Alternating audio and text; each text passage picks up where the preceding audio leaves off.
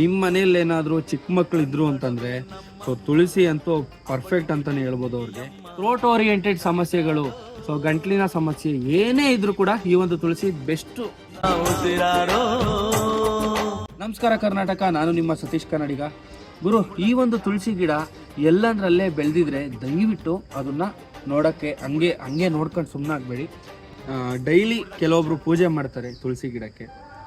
So ಕೆಲವೊಬ್ರು ಇದನ್ನ ದೇವ್ರು ಅಂದ್ಕೊಂಡು ಬೆಳಗ್ಗೆ ಎದ್ದ ತಕ್ಷಣ ಈ ಒಂದು ಗಿಡನ ನೋಡ್ತಾರೆ. ಇನ್ನು ಕೆಲವೊಬ್ರು ಈ ಒಂದು ತುಳಸಿ ಗಿಡ ಇದ್ರೆ ಹಾವುಗಳು ಬರಲ್ಲ ಮನೆ ಒಳಗಡೆ ಅಂತೇಳಿ ಹಾಕೊಂಡಿರ್ತಾರೆ. ಸೊ ನಾನು ಹೇಳ್ತೀನಿ, ಅದಕ್ಕೆಲ್ಲದಕ್ಕಿಂತ ಮಿಗಿಲಾಗಿ ಕಂಪ್ಲೀಟ್ ಆಗಿ ಔಷಧಿ ಗುಣ ಇರುತ್ತೆ ಈ ಒಂದು ತುಳಸಿ ಗಿಡದಲ್ಲಿ. ಈ ತರ ಡೈಲಿ ಒಂದೊಂದು ತುಳಸಿ ಎಲೆಯನ್ನ ಕಿತ್ಕೊಂಡು ತುಳಸಿ ಎಲೆ ಡೈಲಿ ಒಂದೊಂದು ತಿನ್ನೋದ್ರಿಂದ ನಿಮಗೆ ಕೆಮ್ಮಿರ್ಬೋದು, ನೆಗಡಿ ಇರ್ಬೋದು, ಶೀತ ಆಗೋದಿರ್ಬೋದು, ಇದರಿಂದ ನೀವು ದೂರ ಇರ್ಬೋದು. ಸೊ ಇದನ್ನ ಯಾರ್ಯಾರೆಲ್ಲ ಮಾಡ್ತಿದ್ದೀರಾ ಕಮೆಂಟ್ ಮಾಡಿ. ಯಾರ್ಯಾರಿಗೆಲ್ಲ ಗೊತ್ತಿರೋ